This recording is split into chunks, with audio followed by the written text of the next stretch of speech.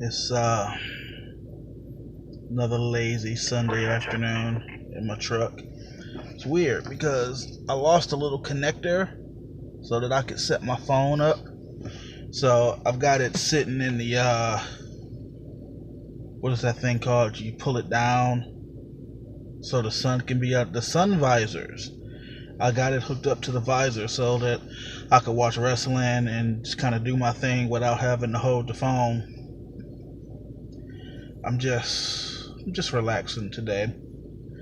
Seems like all my friends are getting married. Like, all of a sudden, people whom I consider actual friends are getting married. Now, keep in mind that the people who I consider friends, like real friends, I can count on one hand. But two of those friends are actually getting married, not to each other, but they're getting married, and I don't know. I'm left with the impression that they aren't quite ready. Like, I mean, who am I to say you ready or you not? Like, I mean, what's really ready when you think about it? Like, I don't know if I was ready to marry Asia. I don't know if I was ready to take that leap, but I know I wanted to. I knew when I said my vows there was nothing in my life I wanted more, but was I ready? You see, and the difference, I think, between me and Asia getting married, knowing damn well we wasn't ready, and my friends getting married, that I don't think they've considered. Oh, that's much better. What I don't think they've considered is the difference between attain and maintain. See, that's a lesson that I learned a long time ago. You know what? Here we go. Let's have an honest conversation. That was a lesson that I learned while I was homeless. You see, let's rewind all the way back to 2006. I was engaged to another woman, and we were renting a home. And it was in Detroit, so it was a 3-bedroom home for $550 a month, which wasn't bad. Like, that's a hell of a price, even by today's standards. That's a hell of a price. But I knew that the money was running out, and in my mind, I had this plan that all we had to do was find gainful employment by a certain date, and everything would be fine. Like, I was working at in a in a factory. I guess you could call it a factory. It's more like a plant. I was doing like light assembly work, and I could work as many hours as I wanted. But the problem was that there was no set schedule.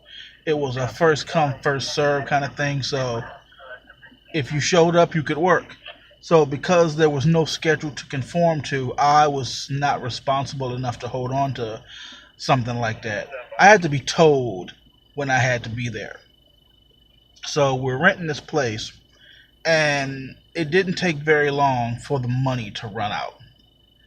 And I found myself still being stubborn. I was in a bad way. I could have easily called my father and said, hey, I need a place to crash, but I chose to be stubborn and not do that. So we ended up moving in with my fiance's mother in a 1-bedroom apartment in a senior citizen's home, which was not my finest moment at all. And we went from there to, in early 2008, my ex-fiance's mother put me in carry out, and we found ourselves in a homeless shelter. And while I was in that homeless shelter was the beginnings of me being sick. And I was on Vicodin for pain and muscle relaxers for obvious reasons. So I had become addicted to that. It was an escape for me. But while sitting in that homeless shelter was when I learned the difference between attain and maintain. See, I had it all. I had a house, I had a car, I had a girl, I had my son, I had a job. But while I had these things, I was able to attain them. I did not have the discipline or the know-how to maintain it. And that's the major difference, I think. I mean, even as late as 2013, when Asia and I lied on our lease and tricked ourselves into an apartment, I knew damn well that if we didn't find work very soon, we would be out on the streets. And I still, to this day, I've touched on it once or twice. I don't know how we went from February 2013 to November or December of 2013 and was able to pay the rent and was able to pay all our bills and nothing got turned off and we were never hungry. I don't know how we survived. I mean, through the skin of our teeth, we were just lucky, I think. We just happened to luck up. We were getting a little bit of aid from the state. Asia was working as a caregiver, but she was only bringing home like, I don't even want to say it was $200 every 2 weeks. Like, it may have been as much as $200 a month, really. Like, we had nothing. But the difference is that we were able to maintain it. And we knew that when the time came, there would be a struggle. And we struggled, but we got through it. And now we're at a point where we can maintain.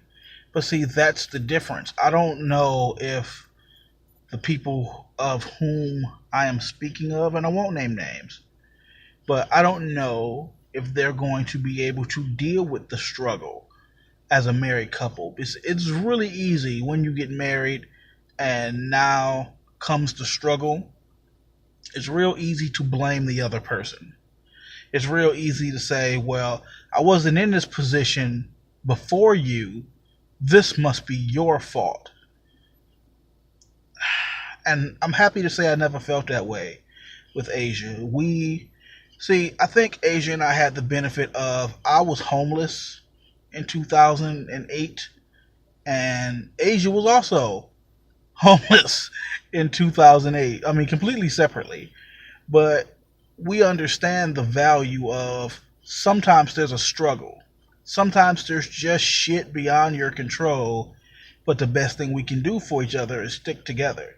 The best thing we can do is not lay blame and try to figure out whose fault it was. It's like, even if we argue and we agreed it was all my fault, it don't change the fact that we're here. It don't change the fact that we have to make this work. And I don't know if other people can do that, especially when it comes to men. I mean, and I'm not saying all men, but most men, we are prideful and stubborn. We don't know how to accept help. I mean, I've struggled with that one for a while myself. And it's much easier to blame your partner than it is to accept the responsibility of, okay, we screwed up. So, while I wish my friends all the happiness in the world, and I love them, I do. I don't say that about very many people, but they're good people, and I love them. And I want them to be happy with these men that they found. But one of them's a control freak who is so prideful and stubborn he can't get past himself. And the other one is still kind of questioning his own sexuality. Like, how can you get married to somebody and you're not really sure?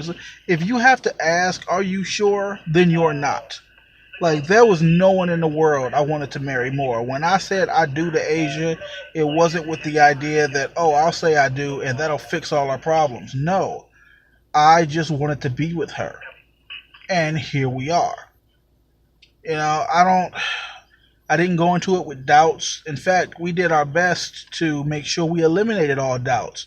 We talked to every ex we could track down, family members that we had issues with, issues that we had between ourselves and each other. We sat down and we ironed all of that out, because marriage is not an ironing board to sort your problems out. Marriage is the reward for ironing out all your problems and realizing that you have to work together. So for those of you who are getting married with the idea that, oh, this will fix things, no, it's only going to make it worse. Not only is it going to make it worse, it's impossible to break up at that point. Like, I get that you could get a divorce, but that's a pricey thing. Pricey? I don't think that's a word. Costly. Costly. It costs money to file papers. And fellas, don't fuck up and that woman feel like you owe her something, because the courts will side with the woman every single time. It's cheaper to keep her. It's just cheaper to keep her. So don't get married. Like, I don't want to throw shade and call nobody out, but that's what happened to my mother-in-law. She got married thinking that, oh, us getting married will fix our problems. And all it really did was amplify the problems. And Asia and I were quite the opposite. We are, quite frankly, we're a couple who, on paper, never should have worked. On paper, if you look at it, it never should have happened. But we made it work through sheer will alone. Ups, downs, good, bad, like it was what we wanted. So we did it. And not everybody can say that. So here's hoping that my friends learn the difference between attain and maintain. Like right now in my life, we are maintaining. We do well right now. There's not a whole lot of extra money, but everything that we need, we have. The things that we want, we have. Like, if I wanted to go to McDonald's right now and go grab me something, I could. I think I probably will because I'm thirsty. I think I'll go over there and grab me a soda, and that'll probably be it for me tonight until it's time to go home. I should really write a book on getting married. And, before I go, didn't mean to make this a long, drawn-out thing, but yesterday I came across a post on Facebook where two men were talking. I mean, it's a long draw. It's a story post. It's one of those. And the guy's like, "Oh, I don't help my wife in the kitchen because we're partners, and I do my share around the house, and sometimes I cook, and sometimes I clean, and sometimes I do this." So I chimed in, and I was like, "Well, look, I don't help my wife in the kitchen. Like, I don't go in the kitchen. My wife does the cooking. My wife does the cleaning. She vacuums and irons, whatever we need. I go out and pay the bills. That's my job. I stay in my lane. She stays in her lane. And it works for us." And man, couples jumped up, more specifically, women jumped on us. It was amazing how they're like, "Oh, you're an idiot. You don't know what you're talking about. Your marriage is gonna fail." And man, Asia chimed in. It was like, this works for us. It absolutely works for us. I'm not even allowed in my kitchen. Why would I be? That's her job. There was even one post where the guy was, I don't think it was a girl. It doesn't matter. It's 2017, all that. And she was like, "Well, if women are to cook and clean, that's a job. I hope you pay her. I hope she gets a paycheck from cleaning up the house." And it's like, if you want to break it down into a strictly business relationship, all you have to do is get up and clean up the house. You cook and clean and iron and fold or whatever, but in exchange, you live here rent-free. In exchange, everything you need is taken care of. You need some money to go to the store? I got you. Something you want to pick up for your hair? Got you. Want to get your fucking nails done? I got you. Everything that you need is provided for you. That's your pay. That's how you get paid. And how do I get paid? I go to work every fucking day. I work 6 days a week now. Literally, my only off day is Wednesday. I work 6 days a week. And you know how I get paid? I come home and there's a meal waiting for me. I come home and the house is clean and it smells like lilacs and flowers and shit. I come home and there's a foot massage waiting for me. I come home and if I want to plant my ass in front of the TV and play video games for a couple of hours, I can do so without any fear of something not getting done. That's how I get paid. That's the exchange that goes down. See, you have to think of it not as this is my money, this is your money. When you are married, it's just the money. When you are married, there should only be one bank account because all the things you need are all the things that I need. I need a place to live. Guess what? We've got to be here together. If there's money in our bank account that has both of our names on it, you can bet that off the top, the things that we need get taken care of first. And it just so happens that I'm the kind of guy I don't want for anything. There's nothing I want. I mean, short of that new Friday the 13th video game and, a new hard drive for my computer. Sometimes I'm on Facebook and I see a t-shirt that looks cool, like trust data, not lore, that kind of thing. Like, there's nothing that I want for. But if I did, I would just go get it. I would just take care of it. That's how this works. And our marriage works. It's solid and it's consistent. It is exactly what I said it was going to be. Her mother in the beginning couldn't stand me. Even at the wedding, she was not happy with the idea that we were getting married. But after I said my adieus and I kissed her, and it was very important that I kissed my wife in front of my mother-in-law to let you know I'm serious. I remember hugging my mother-in-law and I said, I'll take care of her. I promise. And I have lived up to that. Every single day of this marriage, I have always taken care of my wife. Always. Physically, mentally, emotionally, sexually. I take care of my wife. And my wife takes care of me. Like, what more could you ask for? It is a relationship forged in trial and error. It is a testament to how a struggle doesn't have to divide you. My wife and I struggled hard for many, many years, and we're good. If we have a problem, it has nothing to do with money. It can't. It's like physical shit, like material shit. What's that for? Why would I even? Fuck it. I don't need any of that stuff. What I need is my wife. What I need is my family. All I ever wanted was family, and I was looking for ways to attain it. And this even comes back to my main topic. I wanted to have a family so bad, I proposed to a woman who I knew was not good for me because I just wanted to attain it. But in doing so, it was the sort of thing that couldn't be maintained. So hard pressed to prove my independence, so determined to show you I could do it on my own, that I just ran into the arms of the first person who came along, and I was like, yep, you're the one. Let's do it. And that's just not how this works. So it took me many years and many trials and tribulations and a lot of struggles to determine that there's a difference between attain and maintain.